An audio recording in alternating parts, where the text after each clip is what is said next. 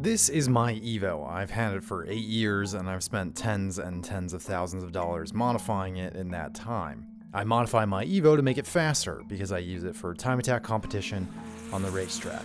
Since I began modifying my Evo back in 2017, it's gone from basically totally stock to a 450 horsepower, built motor, gutted, time attack car with completely non-original suspension and drivetrain. Wow. And is it better?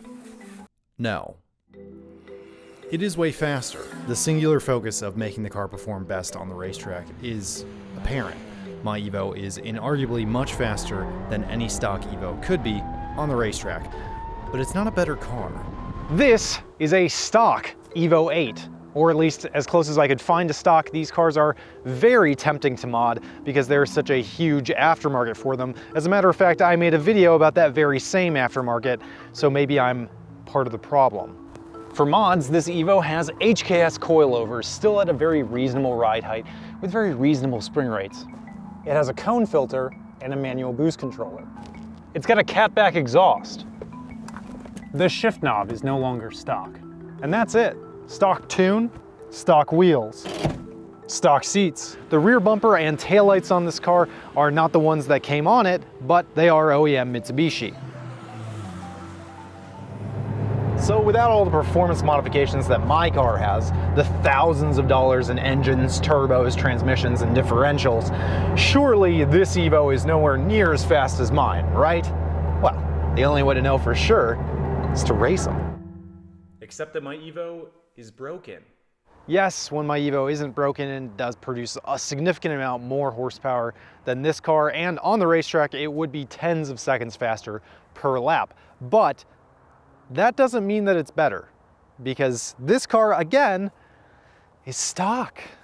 On the road, which is where 99% of cars spend 99% of their time, this Evo is 100% better than mine. You can drive the car like a normal car without dodging around the road like an absolute paranoid lunatic, because the ride quality is a very stock-like plush, thanks again to the reasonable spring rates and the stock-like sidewall which absorbs bumps and imperfections in the road. The sound inside the cabin is beautifully restrained because the exhaust is quiet like an OEM unit, no drone, and the interior is intact. The rear differential is still using rubber mounts rather than being bolted to the chassis. And the clutch-style differential plates are still stacked in the quiet factory order. The turning radius is still quite wide because that's how it was from the factory, but it's much tighter than my car, which, thanks to a combination of billet drop knuckles and 10-inch wide wheels, will either scrape the tire on the fender or the inner part of the chassis when you make a tight U-turn.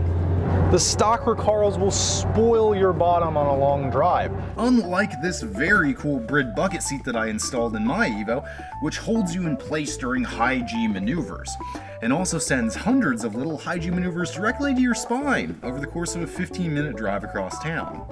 And this is again all in the imaginary, purely fictitious circumstance that my car was actually running, which it is not, because the aftermarket HKS turbo exploded. Automakers usually do not design their cars for only one environment, like the racetrack, drag strip, or an off-road trail, because typically their goal is to make the car appeal to the widest audience possible, which means making it as widely usable as possible. I'd rate my car an 8.5 at the racetrack, whereas a stock Evo would probably be more like a 7.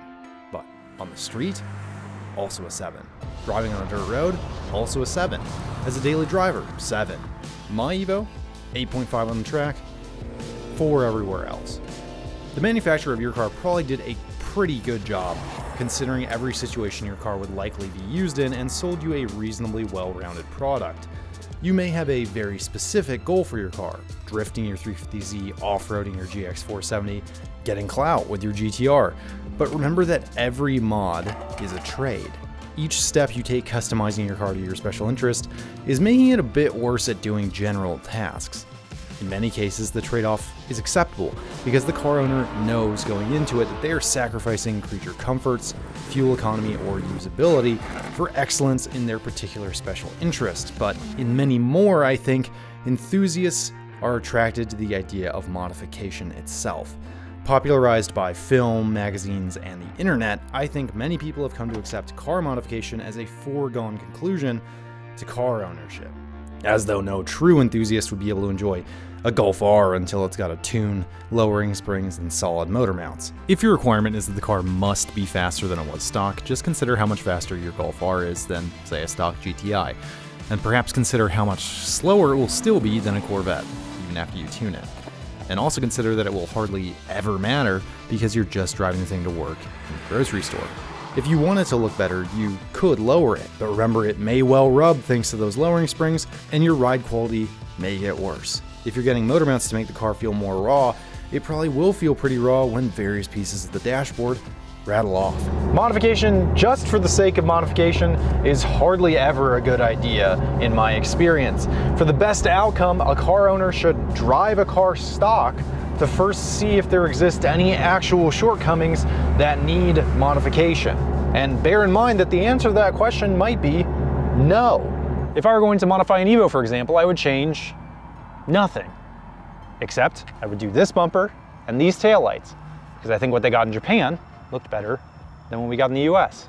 But even that is not without drawbacks. For example, that Japanese bumper does not fit over the US crash bar. So there are trade-offs no matter what modification you are making. Be wary as well of making modifications to your car out of the hope to make it your own, unique, or different. Because I am not the first person who has thought to put a JDM bumper on an Evo, and you are not the first person to have thought to put mud flaps on a Subaru, although I hope you are the last. Before you touch anything on your car, I would recommend this mental checklist. Do I have a good reason for wanting to make this change? Is my change going to have a mechanical, ergonomic, or comfort-related drawback? And is my change actually going to make the car better at the things I actually use it for? Remember that Ford, Honda, VW, whatever, spent millions and millions of dollars on R&D for your vehicle. Did the aftermarket company you're about to buy that part from do the same? And this is, of course, not to say that car makers are infallible. There have, of course, been times when cars have been produced with genuine flaws, for which the aftermarket has come up with very specific remedies. In these cases, I think modifications are often justified if they're well engineered and actually solve the problem. But modification for the sake of modification is, again, meritless. Life's too short to drive a stock car. That sounds like a really good marketing tactic. What is the justification for this statement? Is it because I should reject the sameness of driving the same car as everyone else? Is it better that I should instead drive the same car as the other several thousand owners of my car that did the exact same handful of modifications that I did? Does this somehow enrich my ownership experience? Does it provide me with some driving pleasure I might not have had if I'd simply spent my money on gas to drive the car that the manufacturer built for me? I understand that for many people, myself included at some points, modifying a car is half the fun. Making a car faster than it was stock, making it feel more customized by your own hands, these things can feel enjoyable or empowering. But I also believe it's all a matter of perspective. Have a peek at the late Ayrton Senna, wheeling the then new, thoroughly stock Honda NSX around Suzuka Raceway. Senna didn't even bother to change out of his loafers, let alone spend money slamming the car on coilovers or adding a supercharger. Why not? Wouldn't he want his NSX to be faster than stock? Senna's day job was driving the fastest cars in the world as fast as he could. Modifying a street car to make it faster would have still felt slow to him. He had perspective. None of us are Senna, but that doesn't mean we have to drive the fastest cars in the world or try to make our cars like them to get a bit of his perspective. Rather, I think it's about where you drive your car and how you drive it that can help you appreciate what went into the engineering of your vehicle. You're not the only person who loves your car. There's probably an engineer out there who has a pretty big soft spot for it as well. Now, you could come away from this video with the impression that I am simply filled with regret over all the modifications that I've done to my car, and I'm making a video to cry about it and try and cope. But that would be very cynical and also not true.